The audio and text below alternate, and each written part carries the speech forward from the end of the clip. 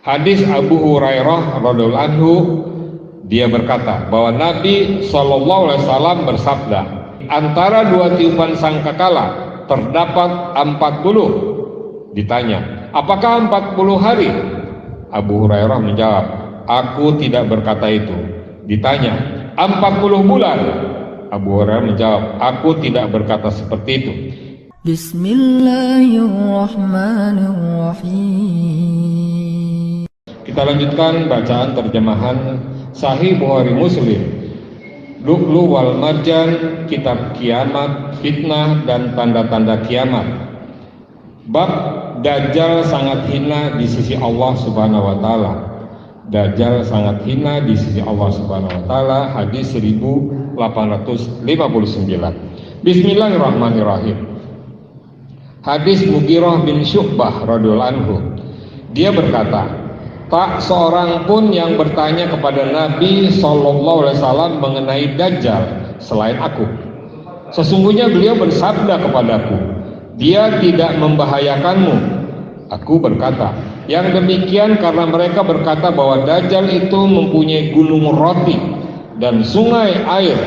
Beliau bersabda, dia lebih hina di sisi Allah Subhanahu wa taala dari semua itu.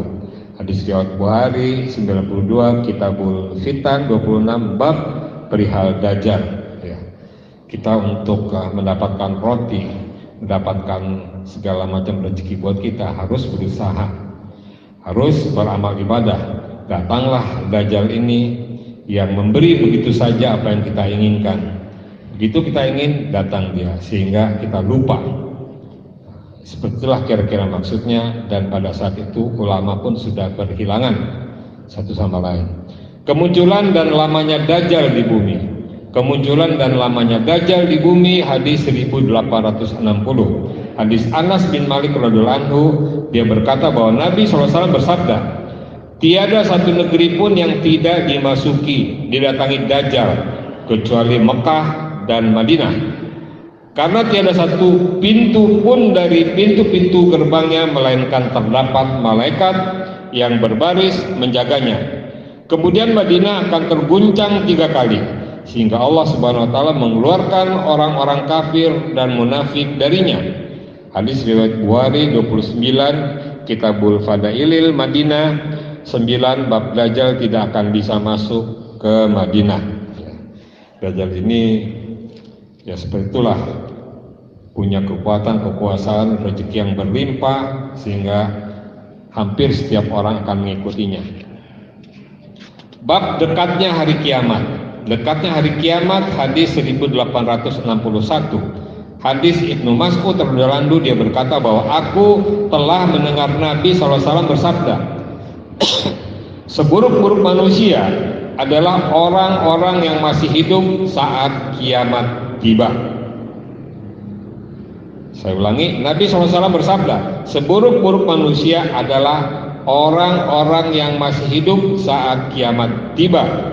Hadis riwayat Bukhari 92, Kitabul Fitan 5, bab muncul fitnah.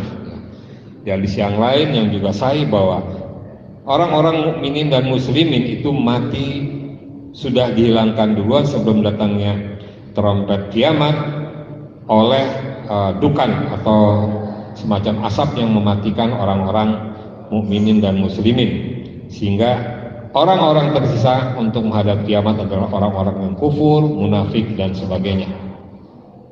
Hadis 1862, hadis Sahal bin Sa'ad radhiyallahu anhu, dia berkata, aku pernah melihat Rasulullah SAW bersabda sambil memberi isyarat dengan kedua jarinya seperti ini, yakni dengan jari tengah dan jari telunjuk, dan bersabda, sesungguhnya aku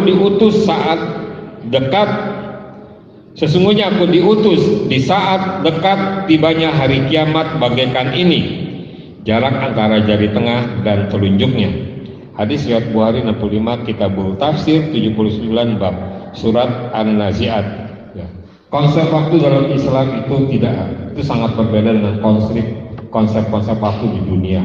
Kalau di dunia kita tahu bahwa kemarin, sekarang, dan akan datang, sedangkan di Islam waktu itu bisa dilipat ketika lahir sampai dengan waktu ketika meninggal. Kemudian kita ikuti sebab akibatnya satu demi satu dengan logis. Itu waktu dalam Islam berbeda. Allah adalah waktu. Ada hadis yang menyatakan seperti itu. Hadis 1863. Hadis Anas bin Malik radhiyallahu anhu. Dia berkata bahwa Nabi SAW bersabda, "Aku diutus oleh Allah Subhanahu wa taala pada saat yang sangat dekat dengan hari kiamat seperti dekatnya kedua jari ini." Hadis riwayat Bukhari 81, Kitabul Riqaq 39, bab sabda Nabi SAW, Aku diutus antara aku dan hari kiamat seperti ini. Ya, dekat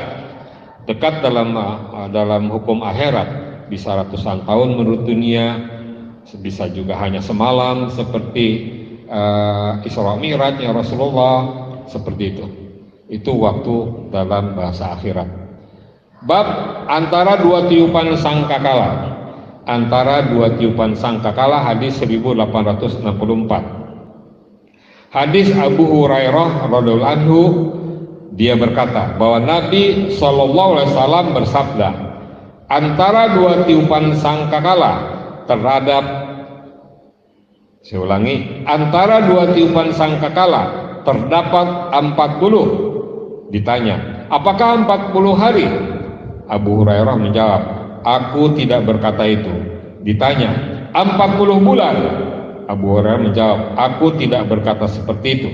Ditanya, 40 tahun? Abu Hurairah menjawab, aku tidak berkata begitu. Kemudian Allah Subhanahu wa taala menurunkan hujan dari langit, maka mereka manusia yang telah mati tumbuh bagaikan tanaman.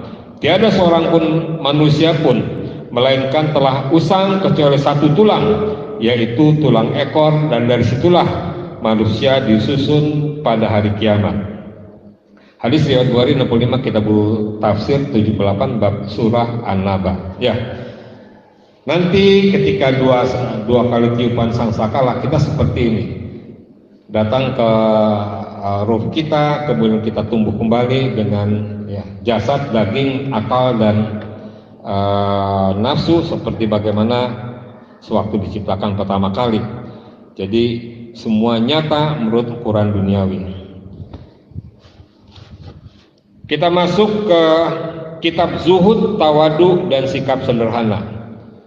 Kitab Zuhud, Tawadu, dan Sikap Sederhana, hadis 1865. Hadis Anas bin Malik radhiyallahu anhu, dia berkata bahwa Rasulullah SAW bersabda, yang mengantarkan mayat itu 3 hal. Yang 2 akan kembali, sedangkan yang 1 terus menyertainya. Diantarkan oleh keluarga, harta, dan amalnya. Keluarga dan hartanya akan kembali, sedangkan amalnya akan tetap tinggal bersamanya. Hadis riwayat Bukhari 81, Kitabul Riqaq 42, bab sakaratul maut. Ya. Amal kita akan dihisab, akan dihitung pada hari akhir nanti untuk kemanakah kita akan pergi, neraka atau surga. Saya ulangi saja bahwa Rasulullah SAW bersabda, yang mengantarkan mayat itu 3 hal. Yang 2 akan kembali, sedangkan yang 1 terus menyertainya. Diantarkan oleh keluarga, harta, dan amalnya. Keluarga dan hartanya akan kembali, sedangkan amalnya akan tetap tinggal bersamanya. Menjelaskan bahwa kita dalam kematian tidak membawa harta, tidak membawa keluarga, kecuali amal kita. Seperti itu. Ya. Hadis terakhir untuk pagi hari ini, hadis 1866. Hadis Amru bin Auf al-Ansari radhiyallahu anhu, cucu dari Bani Amir bin Lu'ay yang ikut dalam perang Badar. Dia berkata bahwa Rasulullah SAW mengutus Abu Ubaidah bin Al-Jarrah ke negeri Bahrain untuk mengambil jizyah. Sebelumnya Rasulullah SAW telah membuat perjanjian dengan penduduk Bahrain dan mengangkat Al-Ala bin Al-Hadrami sebagai pemimpin mereka. Kemudian Abu Ubaidah datang dengan membawa harta dari Bahrain. Kedatangan Abu Ubaidah ini didengar oleh kaum Ansor bertepatan dengan saat salat subuh bersama Rasulullah SAW. Seusai salat subuh, dengan segera beliau beranjak pergi, tetapi mereka berkerumun menghampirinya. Maka Rasulullah SAW pun tersenyum melihat mereka seraya bersabda, aku kira kalian mendengar bahwa Abu Ubaidah datang membawa sesuatu. Mereka menjawab, benar wahai Rasulullah. Beliau bersabda, bergembiralah dan bercita-citalah dengan apa yang dapat membahagiakan kalian. Sungguh demi Allah, bukankah kefakiran yang aku khawatirkan atas kalian?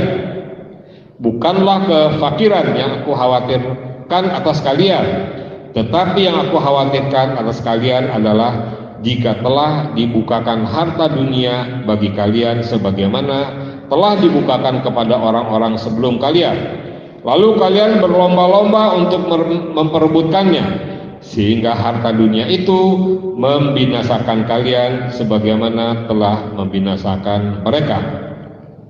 Hadis riwayat Bukhari 58, Kitabul Jizyah 11, bab jizyah dan berdamai dengan kafir harbi. Jizyah itu ditarik dari orang-orang yang sudah berdamai, orang-orang kafir, orang-orang menentang agama, dipungut jizyahnya. Sedangkan kalau orang sesama Islam atau mukmin, yang diambil adalah zakat. Berbeda perhitungannya. Demikian hadirin, mudah-mudahan semua kita pahami dengan benar. Suruhan-suruhan Rasulullah itu dapat kita lakukan dengan mudah. Insya Allah kita dapat pula syafaat dari beliau kelak. Subhanakallahumma rabbana wa bihamdika asyhadu an la ilaha illa anta astaghfiruka wa atubu ilaik. Assalamualaikum warahmatullahi wabarakatuh.